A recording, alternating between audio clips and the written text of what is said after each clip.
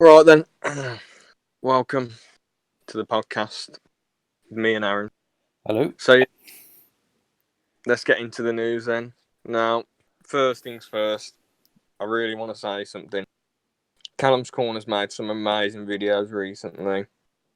The meme review, the No More Warnings one's quite sad, to be honest. I want to talk about this because even though it's funny when Callum's Corner rages and gets annoyed, when it's over little things which don't really matter too much, like, Builder's wolf whistling at him, or his mom, or a bit of egg being in his beard in a job interview, them, or someone dipping their fingers in his tea. They're. I mean, it's a bit irritating, but they're not, really aggravating things. But Yeah. even though it was a funny video, the No More Warnings one, it's quite sad that people are sending like hundreds and hundreds of emails. I mean, hundreds and hundreds of food packages to his place, and Lithuanian prostitutes as well, and pimps.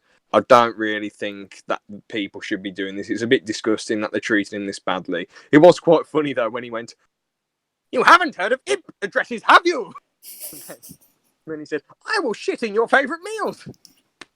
What was it? He said he'll wait in the bushes as well, or something. He'll get naked in the bushes. No, he said he'll wait outside the bush of your house Oh, and oh pounce on you or yeah, something.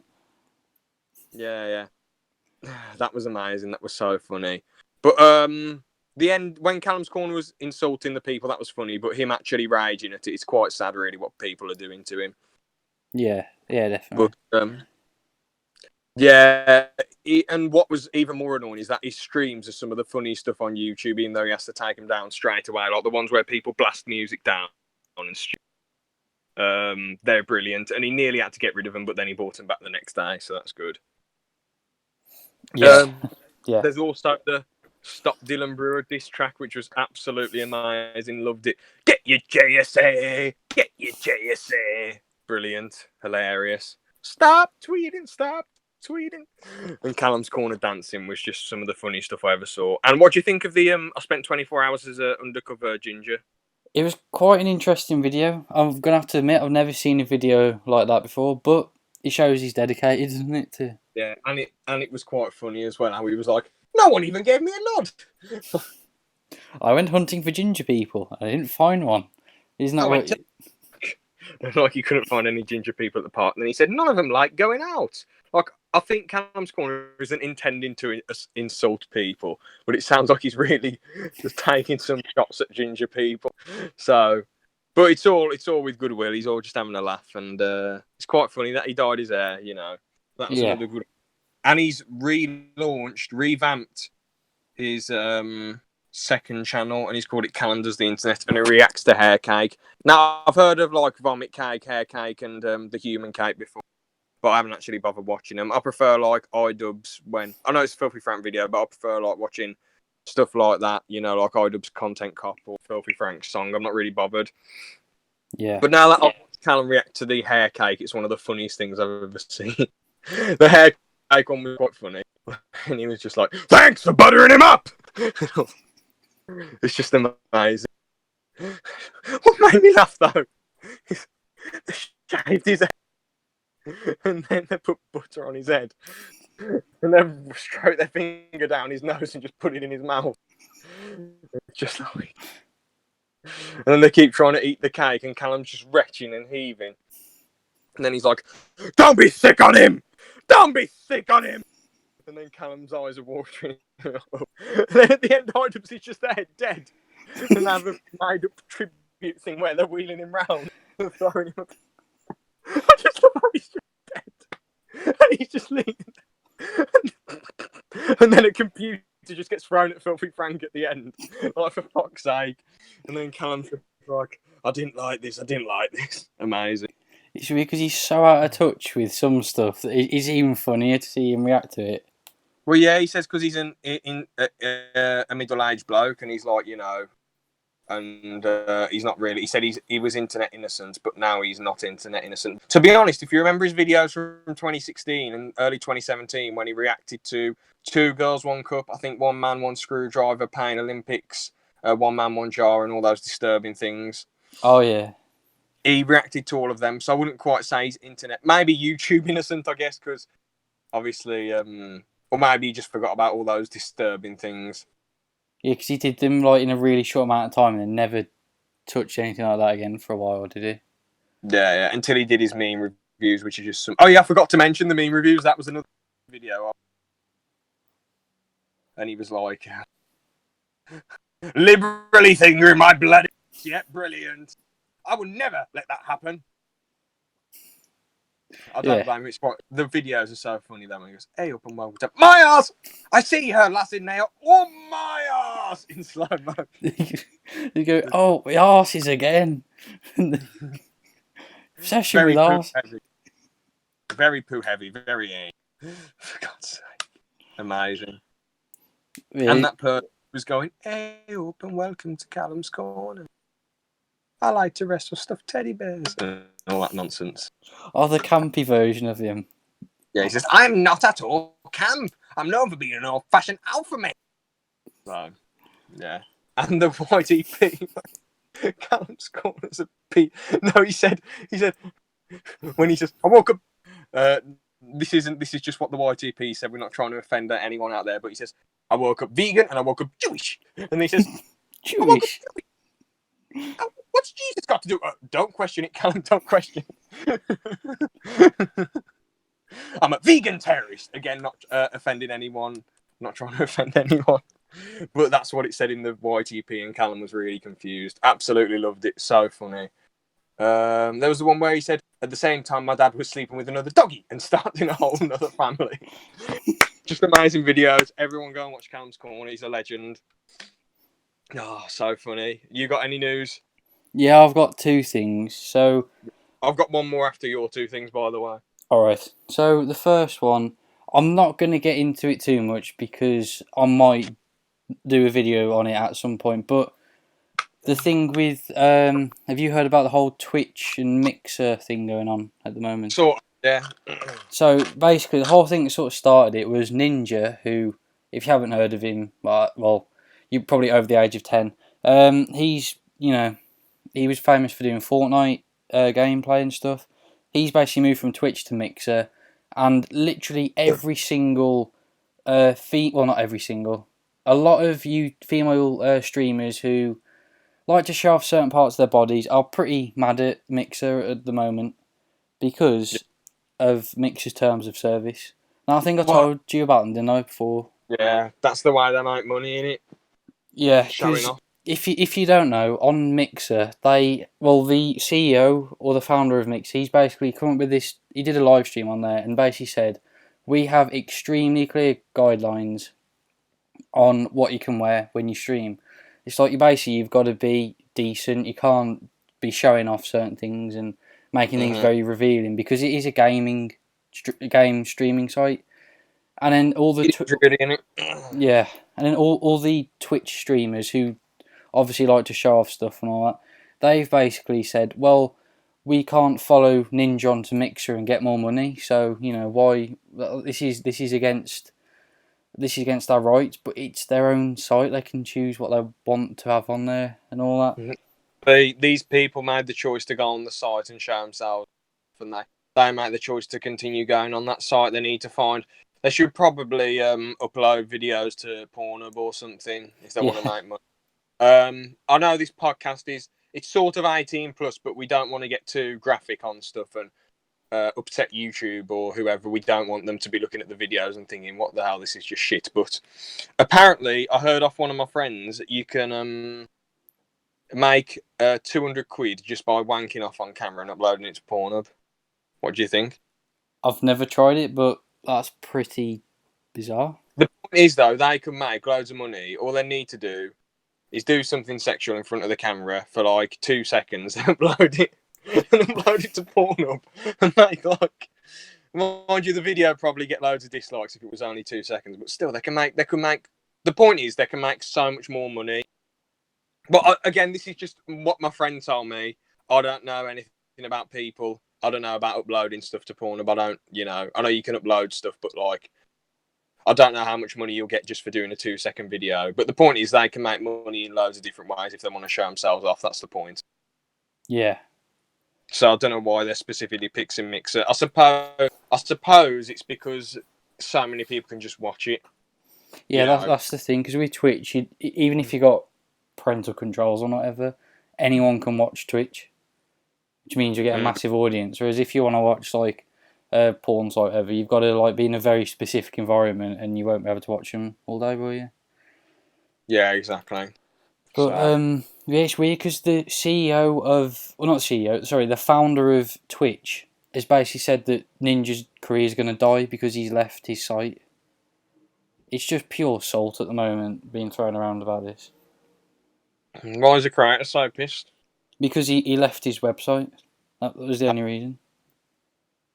To be honest, they've got about 1 million other streamers who are probably quite famous, so I don't even know what they're getting salty. Oh no, and then they even removed his verified little tick, because you know on certain websites you get a little verified tick if. Yeah, to show you are you. Yeah, they removed that as soon as the creator said that. So they're just pretty salty, aren't they, about this all? Definitely, it's quite pathetic that a massive company is just getting this upset over one person. It's very, very worrying. I think if they just that a load of their fans are going to be taken and move, they're probably going to be following him onto a different website. Yeah, yeah. Just one for them. Did you want to give your next piece of news? So, iDubbbz' latest video was brilliant. The one about Fatty Airsoft, or Airsoft Fatty, whatever his name is. Really great YouTube style documentary, and it's just really entertaining. I was thinking, is it a piss take? But then I was thinking, iDubbbz would be insulting him a lot more if it was a piss take. He really wanted to find out if Airsoft Fatty's a lot like this in real life, and from the documentary, he does seem a lot like this in real life. Like, they do make him out to look like a mentalist with the editing, but there are a load of moments where he's acting normal as well. So I think it's a quite objective documentary. And iDubbbz isn't really giving his opinion on him. He just says, I really want to find out about stuff. He goes on about how Fatty's stories are really exaggerated.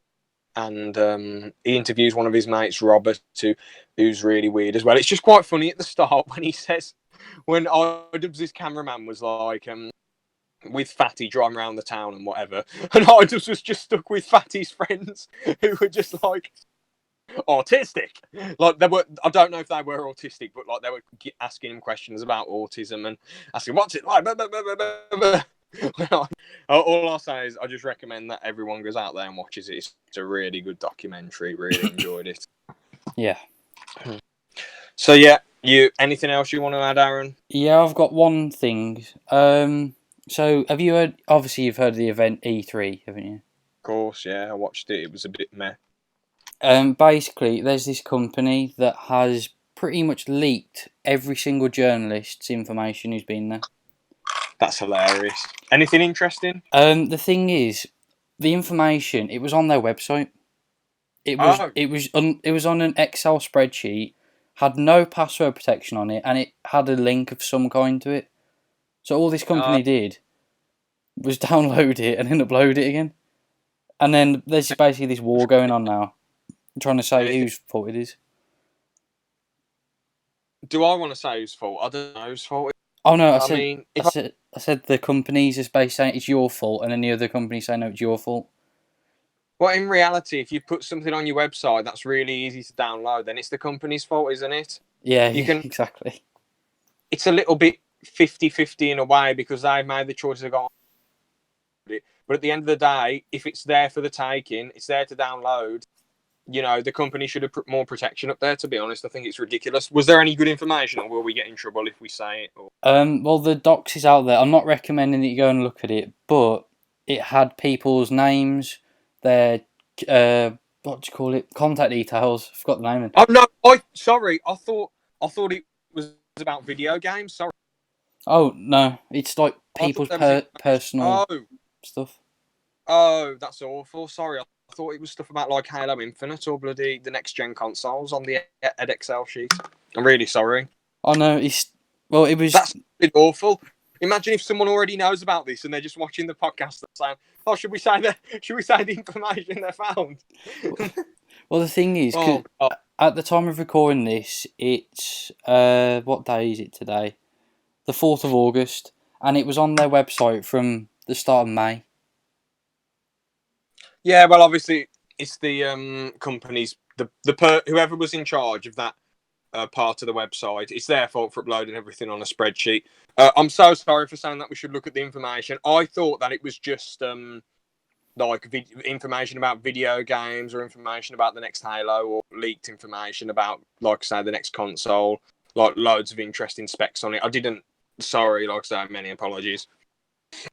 Yeah, it's just mental. Like, imagine leaking like 2,000 people's information. Yeah, disgusting, horrible. Really, they should have made more precautions. Awful shit. Absolutely horrible. So yeah, that's the last bit of sort of news that I have for YouTube news. Yeah. Oh, fart in the. Not, it's not a real fart. Just thought I'd clear that up. But Yeah. Anyone who's new to the podcast, it's not my arse, it's my hands. So. my ass. My arse. Ugh. Hey, I'm talking to my arse. Everything is us. Fingers up my arse. Sorry, enough of that nonsense. Let's get into Top Gear then. All right, so we're going to give a Top Gear review. My overview of Top Gear is it's one of the best shows ever. I've only been watching it for the past few months, and it's absolutely amazing. I think a really big thing that helped Top Gear over the years is that it was on Freeview on Dave, so everyone's got Dave on their TV, haven't they? So I'm sure it might have been on a different channel years ago, whatever Dave was called years ago, that channel. It was on BBC One to begin with. BBC. BBC Two, sorry. Like at prime time, like 8 o'clock at night. Yeah, BBC Two, then whatever, right? And then so Dave brought it. That's still free for everyone, isn't it? Yeah, TV license, but yeah, everyone's got it. Well, it's Freeview, isn't it? I know if you don't want to pay your TV license or you don't want telly, then that's fine. You don't watch it. But the point is, everyone who's got a TV license can watch it. Okay, so I think that helped it a lot. But also, it's just an amazing show. The three presenters, you can't name me a better trio. They're absolute legends. Clarkson's absolutely banterous and hilarious. May's brilliant and Hammond's brilliant. And the good thing about these geezers is that they actually know loads about cars. Yeah, they're genuine. They've had years and years of like experience, like working for magazines and all stuff like that. Yeah. Because a lot of people I know a lot of salesmen know a lot about cars, but they couldn't do what these guys do. And these guys are actually really good as well when you see all the cool shit they're doing. So, I remember watching like a really, really old episode of Top Gear. It must have been like close to 2004, 5. And Jeremy Clark said he basically got the job because he was ranting at one of the producers. That's how he got the job, and it's just mental. It was a car saying, because I think the producer said something about the car, and he was going off about how terrible it was, and he was getting like really in depth about how bad it was, and then the producer went, "Well, I like your style. Do you wanna work for us?" That's pretty much. I think that's how he got the job. Well, Clarkson's brilliant. He knows so much about cars. Yeah. If we go on quick weaknesses with it, just because there's going to be so much good, spoiler alert for this review, there's loads of good about Top Gear. So the weaknesses, if you're not bothered about cars, you're not really going to be bothered about this.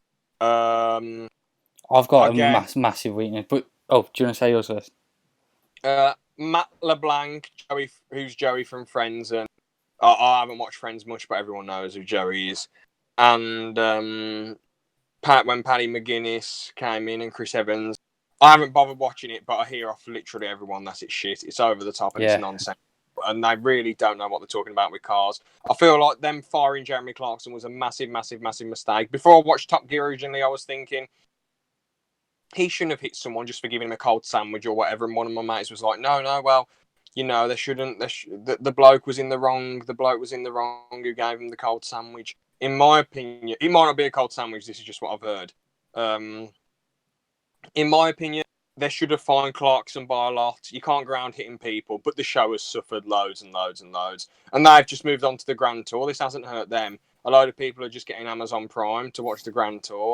Yeah. This has hurt Top. No one gives a shit about Joey or Paddy McGuinness or any of that nonsense. These guys know nothing about cars. These guys don't have a passion.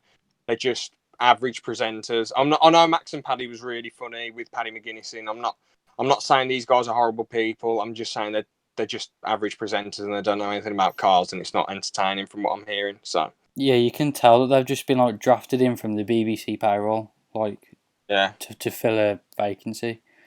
Yeah. I forgot the other negative I was going to say actually. I guess you could say because I've rewatched quite a few of them like recently, and you can tell some are quite heavily scripted, but it's scripted in like a funny way. It's not like, oh, we're going to go and do a random challenge and we'll see what event it is, and they already know what's going to happen. It's like, oh, I wonder what car we'll have today. You know, it's all weird stuff like that, but it always works out in the end. Yeah. But that, It's done pretty well. yeah, they have that weird thing. Where like sometimes you can't tell if it's genuine or scripted because it is that bizarre and funny. Some of the stuff, like some of the challenges and some of the stuff that goes wrong. Do you remember the one where they tried to make a smoothie in an engine with an engine power? Oh yeah, And the V8. they, Yeah, the V8 one. they put loads of bricks in there and like There's steaks. a bone, wasn't there, or something like a steak bone? Yeah. Didn't he like nearly behead someone or something, or like a head? No, he nearly like cut someone's head off or something because it flew out the blender, didn't it? What? I swear it flew out the blend. Like something cracked the blender and the bone flew out. A head? No, the bone. They cut someone's head off. What are you on about? Well, yeah, because basically they got a blender, they attached it to a V8, started revving it, and then the bone that was inside the blender from, I think it was a steak bone or something, shot out the blender because it smashed, and it nearly went in someone's head. Oh yeah, I can believe that. Yeah, I thought you meant Jeremy Clarkson cut someone's head off and put it in the blender. Fuck. No. Well, that's awful that the bone nearly killed someone, but I suppose they probably should have had more safety precautions, I guess. But they've never done anything that mad again. So they probably should have done it outside the studio, really. Whenever they're going to do anything ludicrous, they shouldn't do it in front of an audience. They should just have it on the big telly. Yeah. So yeah, anyway, on to good shit. It's really cool how they heckle each other and have a lot of banter. I know you said some of it's scripted, but a lot of it seems quite natural. You wouldn't get this on any other reality show, like people chasing them out of Argentina, or bloody bus races, or car races, or people having to go at each other. Bloody James May taking a detour to go in a casino instead of continuing with their race. You know, they were racing around Las Vegas, I think, or something. It was just banterous.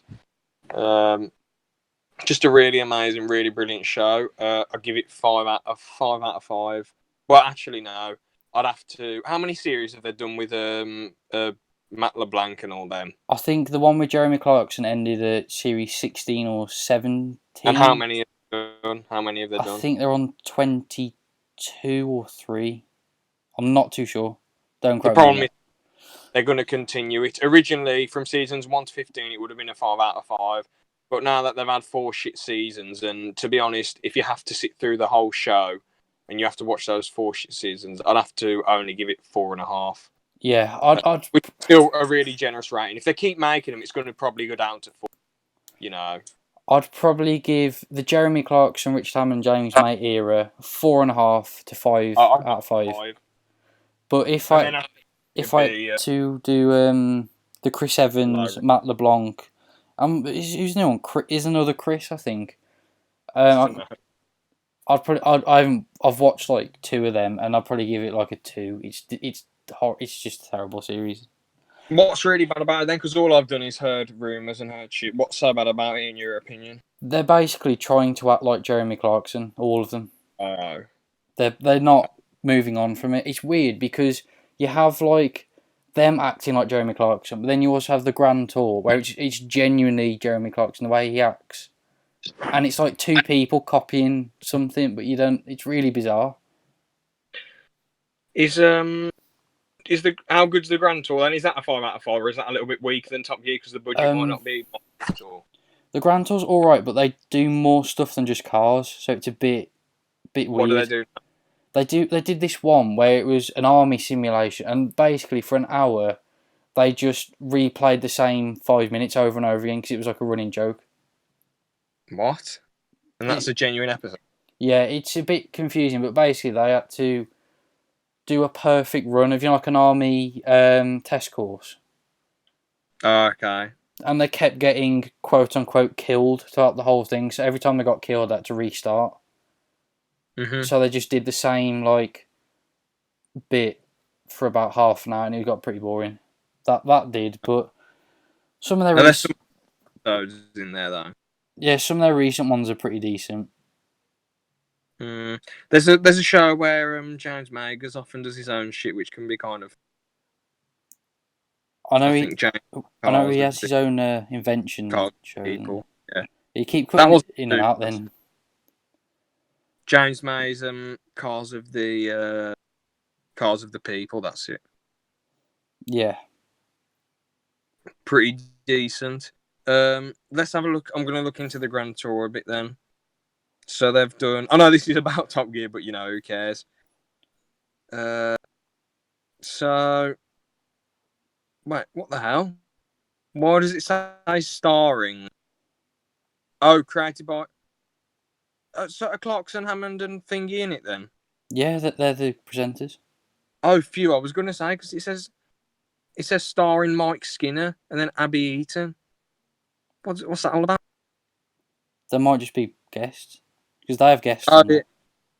but it says for the whole of Series 1, it's just Mike. So is it similar to Top Gear? It takes place in a studio and then they go out and do stuff, then they come back to the studio. It takes place in like this massive tent that they take around with them, but it's effectively the same studio, but they just move from country to country.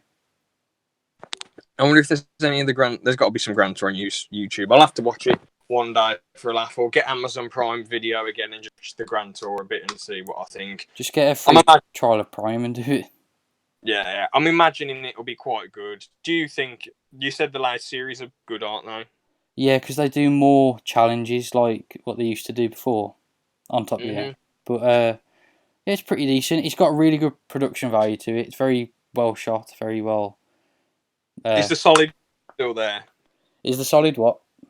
The solid banter still there? Yeah, when they're in the tent, it's very scripted, but when they're outside of it and doing challenges, it's all right. Yeah. No, good stuff then. At least they're still going. To be fair to them, for them to do 15 amazing series and then 3 more brilliant series, there aren't really many people that can pull that off. So I know they're doing a 4th one as well coming up. It's brilliant that they've been able to make like 15 amazing series of one show, and then, well, coming up soon, the 4 amazing series from another show. So fair play to them that they've been this consistent for so many years. That's why I give the Top Gear 5 out of 5, because there's so many good episodes, and I feel like all ages can watch it. My grandparents have a very different taste in TV and film to me. They prefer more old stuff, gentle things that aren't violence, just good stories and a bit of romance comedy, fighting, a little bit, nothing violent. And they enjoy Top Gear as well. They think some of it's really funny.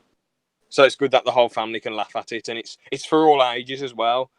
There is swearing, but obviously they bleep it out, so that's quite good as well. Yeah. So I love how it can appeal to so many people. Obviously, I know there's some people in my family, and there's some people who I know who are just a bit bored with it and can't be bothered. But a lot of people I know think it's amazing, so brilliant. Like I say, it's just cool how they have a go at each other and have a bit of banter, and it's a great laugh, really, some of it. What can I say? It's amazing. Bloody Richard Hammond destroyed Jeremy Clarkson's drum kit. Or was it the other way around? No, they did, didn't they? Drum kit, and then Jeremy Clarkson threw his window off a cliff. Have you seen that one? Yeah. When they're in the freezing cold, and he throws his window off the cliff. Yeah, and he's in like a million scarves at the end of it. I'm freezing. Yeah, that was brilliant. And then in that one, they're in really old cars, and they're trying to race the professional racers, and they get lapped like 3 times because they're amazing cars. And Hammond, Clarkson, and bloody May are in rubbish cars. Yeah.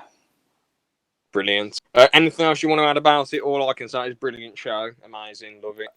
I hope that the BBC sort of kill it now with their new presenters, because it's just gone too far. Yeah, they're just going to ruin Top Gear. But at least the Grand Tour's there. At least everyone for that. So that's the main thing. Yeah. But yeah, let's get into the second topic. the rise and fall of WWE. So, first things first, an overview of professional wrestling. We all know what it is. It's essentially modern theatre where people are sort of throwing each other around, but it's scripted. So they are fighting, but it's scripted. So they throw a punch, but it's not meant to hurt them, and it's a fake punch. They throw a kick, it's not meant to hurt them, it's a fake kick. When they throw them around, it does hurt. It's real, it hurts, but they know how to land, and the ring is slightly, it has a bit of give on it, and yeah, it's all scripted, really. Obviously, everyone already knows that. I don't even know why I'm explaining it. I guess it's for people who are living under a rock. I don't know. And what got you into it then? What did you like wrestling years ago? I wasn't really a massive wrestling fan at all, to be honest. I used to just watch it now and then, most of it on YouTube. Sometimes on Sky Sports back in the day. But I don't know, it's mainly just like because there's something a bit different. Because there's nothing really like that on normal TV and all that. Because it was weird, because when I started watching it, it would have been, 2010 to 2013, 14, that's on and off, though, like really on and off. So it was pretty tame back then. It's even tamer now, so yeah. Do you watch nowadays then? Do I watch what? Do you watch much of it nowadays? No, I haven't watched in 5 years. Fair enough. What got me into it just seemed quite cool. I remember watching it a bit when I was a kid, when I was like 8 and 7, and I thought, meh, on and off. But I still had the WWE games because I enjoyed them. I still have the games now because they're quite funny, really, the online. I don't like the single player on the games, but that's just something that we can talk about later on if we. To be honest, I watched it in 2010 when around when Shawn Michaels quit, got beat by The Undertaker. I thought, I enjoyed it for a few years. WrestleMania 28, absolutely loved it. CM Punk's storyline in 2011 was quite good. Daniel Bryan going against the Authority or whatever, Triple H and his goons. The Miz and the last good rivalry I remember was Miz and Dolph Ziggler when Ziggler kept losing. But then he finally beat the Miz when his career was on the line or something. That was the last good rivalry. Around after that time, I just thought, this is shit, and just stopped watching. Wrestling in general, I think I've grown out of it for the most part. I've tried to watch it here and there, but it's just too hard to watch. Maybe I watched a little bit of AEW and I thought, this is all right. I'm not really bothered about wrestling as a whole anymore. But AEW was decent. Yeah. But WWE is just too hard to watch. I mean, 3 hours, Raw is still 3 fucking hours long, which is unbelievable. Who sits there for 3 hours and watches something every single week? It's mad. And SmackDown's 2 hours. I don't know if WWE main event still exists. That's an hour. Hour of NXT. Hour of 205 Live. I don't know if that's still around. You've got about 1 million hours of content to watch. And a pay-per-view, WrestleMania 32, I remember, it was nearly 6 hours long. That was the last WrestleMania I watched properly. Yeah. I think I watched a bit of 33, but it's mental. 3 hours every week and a 5-hour bloody pay-per-view. What is going on? Whoever thought this up was mad. Well, we all know who thought this shit up. And that's what I want to talk about next. Vinnie Mac, what do you think of him? Back in the day, very good businessman, I think. Yeah. But current day, I don't really know. I can't really comment. To be honest, my all-around opinion of him, when WWE was worth, I think it was, don't quote me on this, I remember it being worth 250 million, then he made the WWE network and he went back up to the Billionaires Club. I'm not 100% sure on this. But to make the network, and go up to that, back to the Billionaires Club is insane. Yeah. He's a very intelligent bloke. But the problem with him is that he has the best writers from what I've heard, but he dictates all the decisions. He makes everything up. He decides what the stories are. And when you're doing that, even people in the film industry, they have people. It's not one man's decision. It's a group of people's decisions. And they all have to come to an agreement. When Vince McMahon is just like, no, this is happening, this. You have to do this, even if the storyline sucks, you have to do this. and it's just ridiculous, really. He said some very questionable stuff on telly, which I'm not going to go into. We all know what it is. If you want to just look up Vince McMahon weirdest or worst moments. He's done a lot of questionable things to female wrestlers, and he's made male wrestlers do some weird stuff on live telly, very weird, worrying stuff. I mean, he made his own son kiss his arse on telly. I don't understand what was going through his head. Have you seen that angle he tried to push when Stephanie McMahon was pregnant? That he was the father. Incest storyline, which is just really insane. And he let Rikishi rub his arse on his face, and he thought it would be Trish Stratus. I don't understand why he let Rikishi do that in a story. I mean, I just don't get it. And he screwed over Bret Hart years ago, which was very weird, very bizarre. That just ended badly. Yeah. But yeah, personally, I think the reason why he's not working hard, why the ideas aren't as good anymore, is because he hasn't got any competition. When they had WCW as competition, that really pushed them to the limit, you know.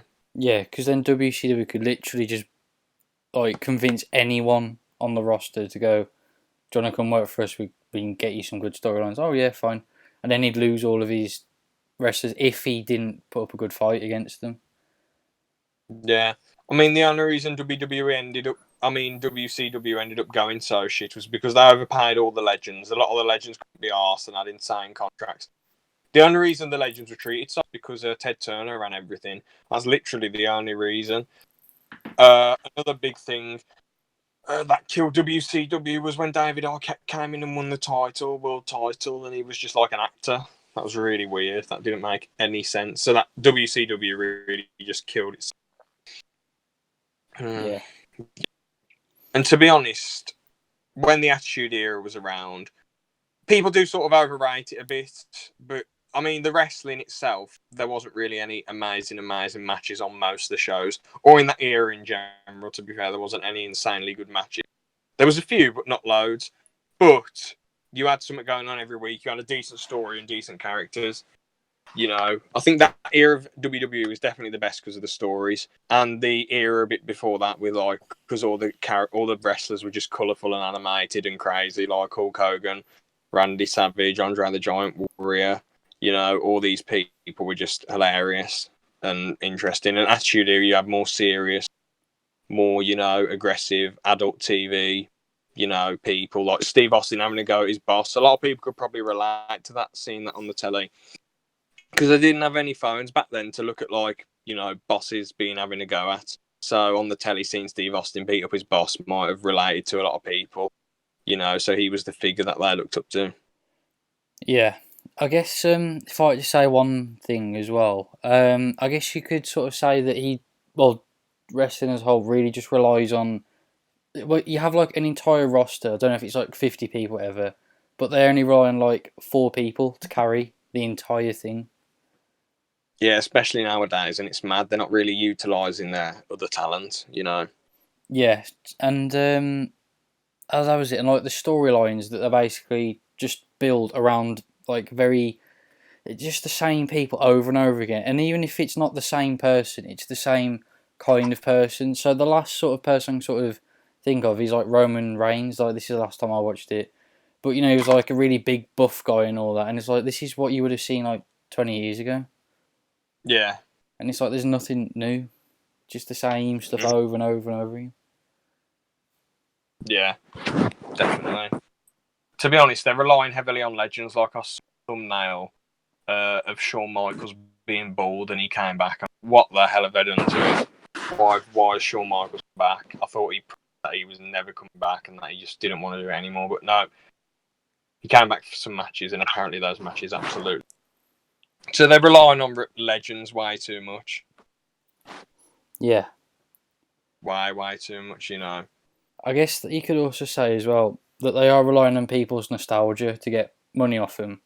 So if you want to see a match from the 80s that you grew up watching, it'd be just pay $9.99 and you'll be able to see it on the network or something like that.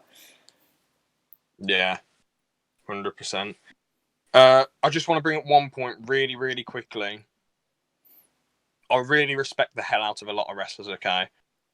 to be honest, as much as I don't really enjoy watching wrestling in general, and if they had good stories and it was entertaining, maybe I'll give it a watch, you know. But when people are saying, "Oh, it's shit, it's shit, it's shit," blah blah blah blah, whatever, it isn't really. It's modern theatre, and these people are risking their lives, you know, just to entertain people getting thrown around. And they're on the road 365 days a year, you know. A lot of sports. I know that it's not a proper sport; it's sports entertainment. But like a lot of athletes only have to come to work 3 times a year. These people, I know they're getting paid more than a lot of athletes, but they're doing this every single day, you know. I mean, I know sometimes they get year breaks or they get to retire at 39 with loads and loads of money, but still, it's very, very, very difficult. And a lot of them only make it to like 50 or 60 because of the throwing about that has happened to them, you know. Yeah. So I've got the utmost respect. There are some lazy people. Well, not lazy, but like I heard when Santino Marella got fired, well, that he stopped wrestling in 2014. They didn't want him to wrestle anymore. But they let him travel around with them for like an extra 2 years, which is mental. So he got paid just to travel around with him and have a laugh with him because he was that much of a legend, like a really banterous guy. That's mad. You got paid to do nothing apart from travel. Crazy. Yeah. But like, so, respect for him. I guess the one thing I'd probably have to say as well is how they've changed like the perspective on like female wrestling as well. Because like obviously, if you go back 10 years ago from now, it was pretty much what you expected to be. You know, very very sexualized and all that, and very. It was only sort of there just as like a side thing, whereas now it's a lot of lesbianism with the bra and panties match. The and mud it wasn't matches. wrestling. They didn't really train the female wrestlers that much. They were just, you know, sort of messing around just for Vince McMahon and the audience's pleasure. I know a lot of them were pretty much just models. Yeah. Whereas now, they still worked hard. what was that? Sorry, you cut out for a second. Respect to those female wrestlers back then. They did work quite hard. Yeah, like I think I forgot her name. Was it Beth Phoenix? She was actually, you know, built and all, and she showed that she put effort in. I don't know if she took anything, or whatever. But yeah, if you look at it now, obviously there's still hints of that in female wrestling and all that, but it seems more like it stands on its own rather than, oh yeah, we just have the women thing just for a side thing, just for a laugh, basically. It seems like you can actually just watch it if you want to, and it would be quite solid on its own. Yeah, exactly. To be honest, there is a lot of women wrestlers actually know how to wrestle really well nowadays, like Sasha Banks. I remember her coming about, Bayley, Charlotte, Becky Lynch, Alexa Bliss. I mean, obviously, all these women are incredibly attractive, but at the same time, they can wrestle really, really well. Yeah. You also have really massive hench women like Nia Jax, you know. I know she's a little bit, no offense to her, but I know she's a bit fat, but she's really, really strong as well. So, fair play to her. So, yeah, the women wrestling has got a lot better. But I think a lot of the storylines, even for them, probably still suck, though. Yeah, definitely. Just the same. If the bloke storylines suck, then the women's storylines will suck as well. It almost seems like they just get a storyline that they've got in the works for, say, like a male wrestlers thing. Go, oh, just copy that onto the female ones. There we go. It's just like that sort of generic storyline again, most of them. To be honest, though, WWE nowadays, the wrestling's still quite good and athletic, but the story should absolutely suck from what I'm hearing. And I've heard as well, like NXT people will go up, but that's happened for years, and then they've ended up falling flat on their face. Yeah. Like they've been big in NXT, then they've come up. I heard off one of my mates, the only people who have really made it big, Dean Ambrose has left, but when he was there, Seth Rollins, Dean Ambrose, and Reigns, they're the main biggest people from NXT. I know you could Daniel Bryan, but again, he was in it when it was just like a silly reality show, wasn't it? So I hated NXT when it was a silly reality show. I preferred it to be its actual own wrestling brand, you know. Yeah. But yeah, another problem, like I say, the main thing to fix it is that they need more competition. But as I was about to say, another problem is that they can just make money off YouTube. I mean, they've got like 40 million subs, for goodness sake. Like, look at them. I bet even more now. I'm going to look up WWE. 46 million subscribers and 42,000 videos. This is like a Machinima 2.0 channel. And I know a lot of the videos only have like 34k views, but it's because they upload like 1 million videos every day. You know. Yeah, I guess yeah they're the most. When you think of wrestling, you just think of WWE, even though there's hundreds of like little. Well, I'm not using little in a derogatory way. I'm just saying compared to WWE, everything's a little company. Definitely, especially in this day and age. Yeah, I love WWE's channel. They advertise Xavier Woods' up, down, down gaming channel. That's amazing. Imagine if he falls out with and they get rid of it. That'd be obvious that they fell out if they got rid of it. 34 billion views, which is absolute madness. I wonder how many views PewDiePie's got. This might have more views than PewDiePie. probably. I think PewDiePie, he's got 1 million, way more subs, obviously. PewDiePie's got 22 billion. So, obviously, PewDiePie is the better channel to watch because WWE is just spamming videos. But I suppose if you're a wrestling fan, it's good. But yeah, do you reckon there's any more channels that have like 30 billion views? Yeah, there's a lot of Indian and Asian channels that have them, don't they? I don't know much about it. Do they also spam out videos like WWE or? Yeah, it's like like movie trailers, like 10 a day at least, or stuff. Oh, fair enough then. It's impossible for one bloke to beat a massive company, but he's beat them on subs and he's beat them on content. Unless you're a big wrestling fan or you're a fan of movie trailers, it really is your personal preference. But I like how WWE are uploading a load of matches. That's kind of cool because I remember when I last watched it. When I was watching WWE years ago, they didn't really upload full matches. They just uploaded highlights from. So that's really good. Yeah. But yeah, just make millions and millions and millions off of YouTube. So even if all else fails, I know I'm assuming the ratings are still shit, but it doesn't matter that the ratings are shit because they'll just make money off of YouTube. So yeah, that's that really. And there's one more thing that we're going to talk about, a really little thing. But anything else you want to add, Aaron? No, and I can't remember what the next thing I'm going to talk about is. But Best and worst movie genres. all right, okay. Boss. I'm really looking forward to talking about this. So I'll just get into my favourites right now. Crime, drama, and probably medieval because there's so much you can do with it throughout. No, historical because there's so much you can do with history. You can talk about real life events. You can make up stuff. You can do medieval films. You know, obviously I know there's subgenres with all these things. Like my favourite crime subgenre is gangster films. My favourite drama subgenre is like a crime drama. And my favourite historical subgenre is probably like a medieval or something, you know. Yeah. Your favourite genres then, and why? Is it just 3? You can do as many as you want. I'm going to talk about worse ones as well, and I've got a few for that. Okay. Probably sci-fi because it's quite broad, isn't it? Brilliant. Great choice. I guess you could say thriller, but it'd have to be the subcategory of like psychological thriller. Yeah, thrillers are alright. It's not on my my rubbish list. And I guess I like, I don't know the exact one, but it's stories that like you have to. It has a very defined story, and it's not.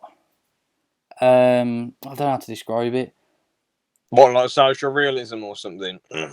It would be some. Yeah, I guess you could say like realistic movies as well. Like it's just to counterbalance sci-fi, really. Coming of age stories or like just real life stories. Just like things that are grounded in reality. If that. Fair enough. I get what you mean. I don't know the exact category, but yeah. I think it is realism, but yeah. To be honest, thrillers, a lot of thrillers suck nowadays, but a psychological thriller can be alright.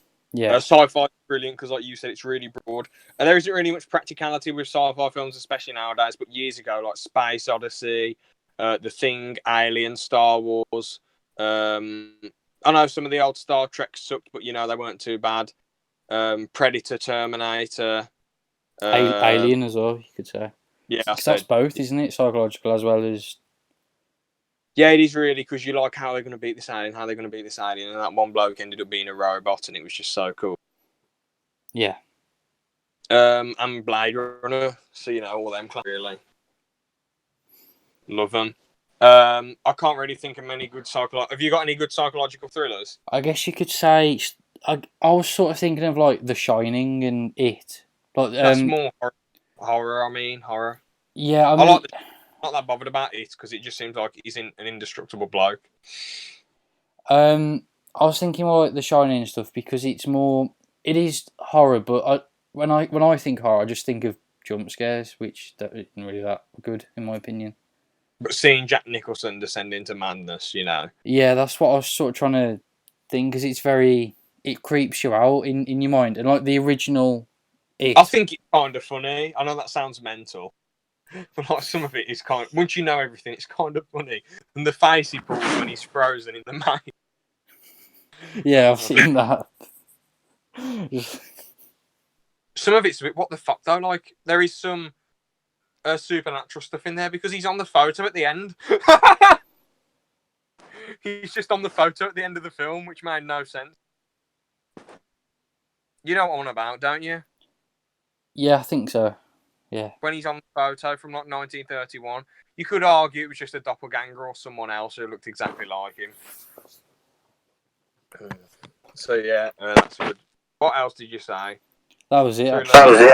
Really, Forrest Gump, James, the audio then of my voice just came back. It was so loud. Oh, sorry. I think it's because I put my phone down against this stool I have, and then I put it back up. All right. Yeah, you said social realism. Yeah, it's just stuff that it's just counterbalance sci-fi really because it's stuff you can actually believe might happen. Yeah. I'm trying to think of an example. My mind's gone blank. What about Forrest Gump, sort of? Yeah, sort of. It's like stuff that just isn't weird in any like weird in terms of like there's aliens, stuff like that. It's just stuff that gets like found out that can happen to anyone. Yeah, I get you. Yeah, it's sort of hard to put it into a specific movie, but yeah. Yeah. Oh yeah, I'll just quickly say what crime films I like. I don't like just normal heist films. Like I tried watching Ocean's 11 with Brad Pitt, George Clooney, and Matt. What's his name?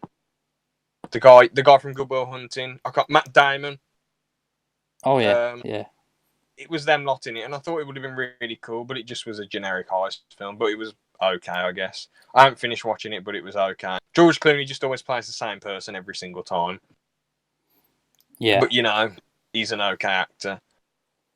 Brad Pitt was pretty good in it. I guess he's quite a good actor. He plays different characters, and Matt Damon's good as well, I guess. But yeah, I don't like generic heist films, but I do like Reservoir Dogs. Usual Suspects is sort of a heist film. I really enjoy watching that. To be fair, I love. There's another heist film, but I can't remember. It was called that I watched. Oh, Heat. That's another. That was it. And crime gangster like Goodfellas, Scarface, Godfather, Untouchables, Casino, just all them. And then what else did I say? The historical, I don't know, just Braveheart and bloody just anything. I can't. But yeah, Ben-Hur. one's that. No, I'm joking. Oh yeah, Ben-Hur. Not the modern one, the old one. The old one was so sick how they did that chariot race, 59 or whenever it came out. And that was amazing how they pulled off the old Ben-Hur. The new one looked a bit. It's because it was all practical. That's what I liked about the old Ben-Hur. Yeah, I like old movies like that when they're really, really practical. But yeah, what genres do you think are shit then? Romantic comedies. Yeah, a lot of them really suck, to be honest. It's one of those movie genres that are just made for like women who just don't know what they want to see at a cinema, in my opinion. Fair enough. But a lot of them are just the same over and over and over and over again, from what I've seen anyway. But yeah, what else? I'm not too sure. I guess I could say horror, but if it's just jump scare ones. because they're just. Yeah, those.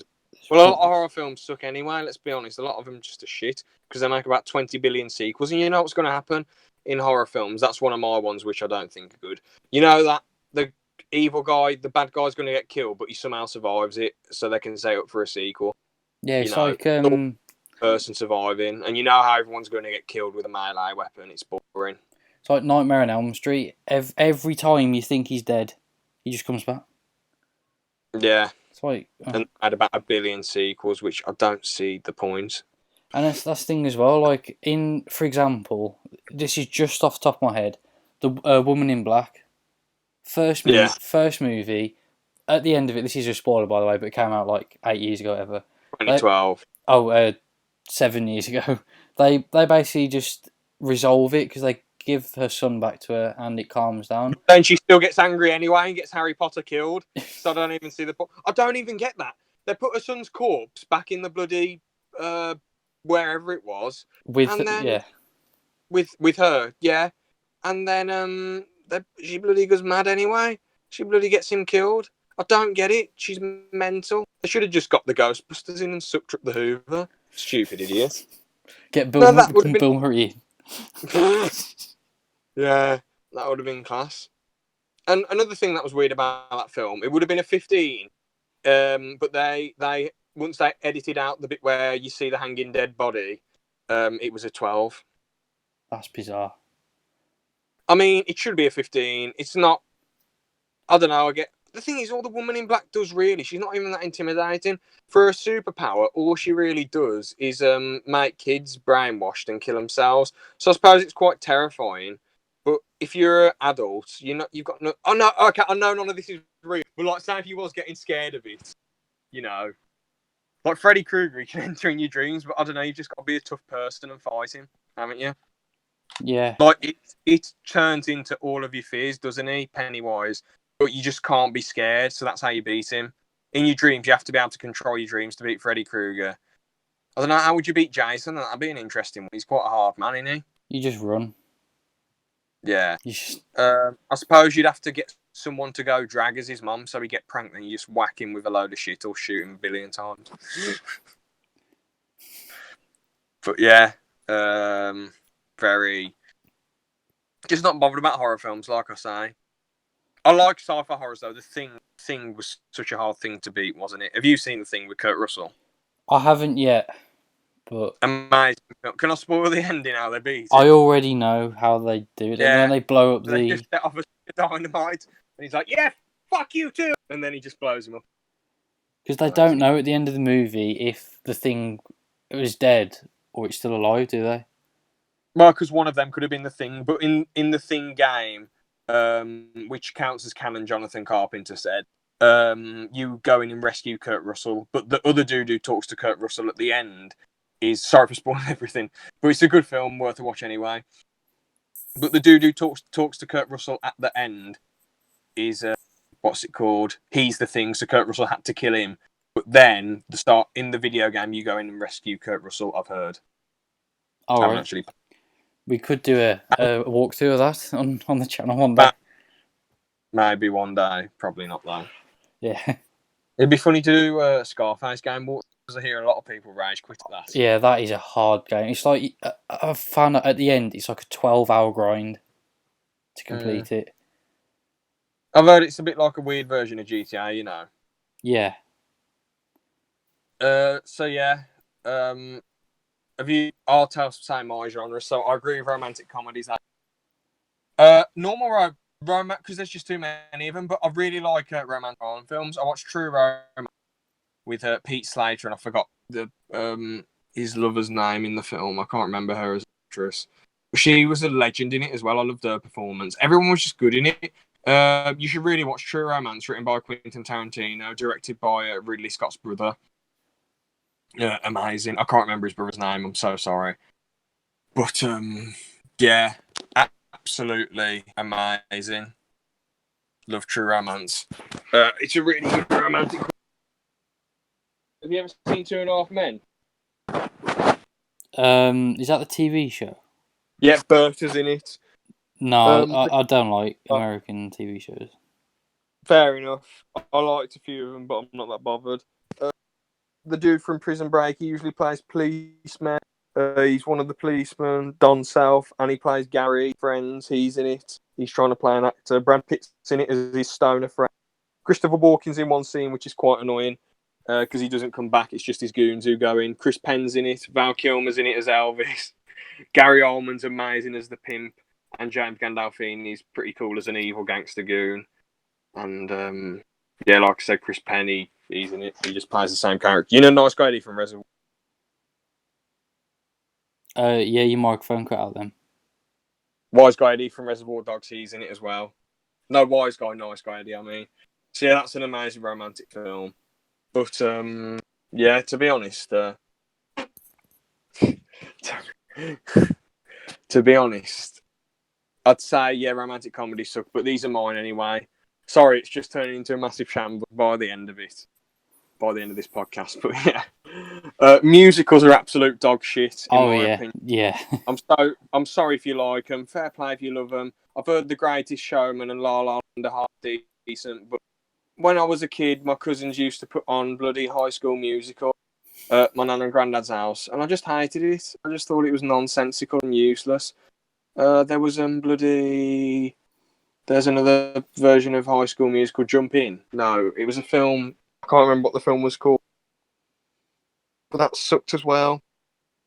And to be honest, the film that me and you watched, Aaron, Rocket Man, I thought the worst parts of the film were the musical bits, because you'd have a really serious between Taron Egerton and someone else, and then it would just burst into song going, and it would just be like, come on, you've just had such a serious scene with brilliant acting, Taron Egerton, and then you've just ruined it by bringing in some shit musical number. Like, for fuck's sake. I was fine with a bit of music at the start and music at the end when he's going, I'm still standing, yeah. But all the music in the middle annoyed me a lot, because it just, when it's, like I say, when a serious scene happens, the characters singing and dancing takes away a lot of their character, because it makes them look stupid, and it makes the actors look stupid. Yeah. What else sucks? I do not like comedy films. And I'll tell you why. In comedy TV shows, Fools and Horses, Open All Hours, Blackadder, Red Dwarf, My Family, Royal Family, Mrs. Brown's Boy. In between, this is a comedy show, but it's not like a sitcom or anything like the rest of them. And what's it called? You know, American shows like Two and a Half Men and Friends. I'm not saying they're good. I don't like Friends.